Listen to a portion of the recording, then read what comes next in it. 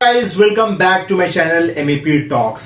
तो अगर आप इंटरव्यू देने वाले हैं एचवीएसी के रिगार्डिंग, चाहे आप डिजाइन इंजीनियर हैं या सुपरवाइजर हैं, तो ये वीडियो आपके लिए बहुत ही जरूरी होने वाली है। क्यों गाइस, मैं आपको बताता हूं। क्योंकि पहले आप ये जान लो कि मैंने एक सीरीज बनाई है इंटरव्यू क्वेश्चंस आंसर्स के सेशन की, जाके आप वहां पे देख सकते हो। ठीक है ना। पहले ये वीडियो आप देख लो किस तरह से आप इंटरव्यू वगैरह में क्रैक कर सकते हो कोई भी इंटरव्यू, मैं आपको बताऊंगा। उसके बाद आप सीरीज जाके ज्वाइन कर सकते हो। मैंने 10 वीडियो की सीरीज बनाई है, वो आराम से जाके देखो। 70 क्वेश्चन बहुत ही इंपॉर्टेंट क्वेश्चन है। लगभग कि आप वो क्वेश्चन अगर कर लेते हैं तो समझिए कि आपका इंटरव्यू निकल जाएगा।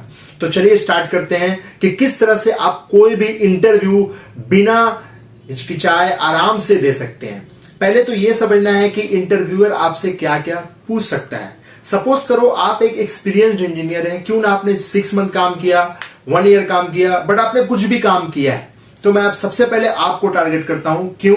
क्योंकि आपका जो क्वेश्चन एंड आंसर का सेशन होगा, उसका सबसे पहला जो क्वेश्चन होगा कि tell me something about yourself. ये जैसे ही क्वेश्चन खत्म होगा, वो आपसे बोलेंगे कि बताओ आपने प्रीवियस क्या किया, प्रीवियस कंपनी में आपने किस प्रोजेक्ट को लीड किया, या आपने उसमें सुपरवाइजर की तरह काम किया, साइट इंजीनियर की तरह काम किया, प्रोजेक्ट इंजीनियर की तरह काम किया, या डिजाइन इंजीनियर की तरह काम किया, या जूनियर मॉडलर की तरह काम किया, या ड्राफ्टमैन की तरह काम किया। आपको एक एक रिस्पॉन्सिबिलिटीज को बताना होगा।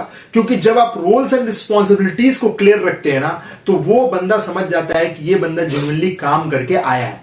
बहुत से ऐसे लोग होते हैं जो कि काम तो जानते हैं बट वो एक्सप्लेन नहीं कर सकते हैं। तो कोई भी इंटरव्यू में जाने से पहले सबसे पहले आपने जो जो काम किया है, सपोज करो आपने डक डिजाइनिंग की है, आपने हीट लोड कैलकुलेशन किया है, आपने साइट पे भी विजिट किया, आप एक एक चीज को एक्सप्लेन करो, पहले लिखो आप।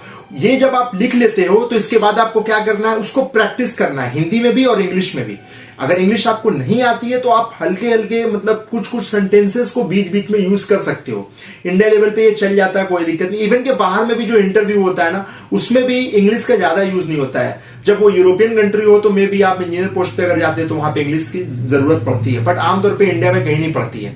तो इस तरह से जब आप किसी भी इंटरव्यूअर के सामने जा रहे हैं, तो पिछले जो भी प्रोजेक्ट्स आपने किए ना, उसको बहुत ही अच्छे से एक्सप्लेन करना पड़ेगा आपको। सपोज करो कि आपने डक डिजाइनिंग की है, तो आप डक डिजाइनिंग के एक एक प्रोसीड्यूर को जान लो। उसके बाद क्या है कि आपने जो वो किया, किस प्रोजेक्ट में किया, कितना किया, वो सब इंफॉर्मेशन आपके पास होनी चाहिए। कितने सीएफएम में किया, कितने सीएफएम का टन निकाला, फिर कौन से एफपीएम पे आपने निकाला, हेड लॉस आपने क्या लिया था, मतलब ए टू जेड आपने एक्सप्लेन करना है। और आपको एक्सप्लेन करना ये भी है कि वो जो आपने क्या बोलते हैं सॉफ्टवेयर यूज किया, उसको एक्सप्लेन, मतलब मैकवे का या जो भी आपने यूज किया है वो आपको एक्सप्लेन करना पड़ेगा। तब वो बंदा समझेगा कि नहीं, इसने काम किया है, तो आपको वहां पे आराम से एक्सप्लेनेशन के साथ आपको जॉब मिल सकती है बहुत ही इजी तरीके से। थैंक यू सो मच, और आप जाके सीरीज को ज्वाइन कर लें।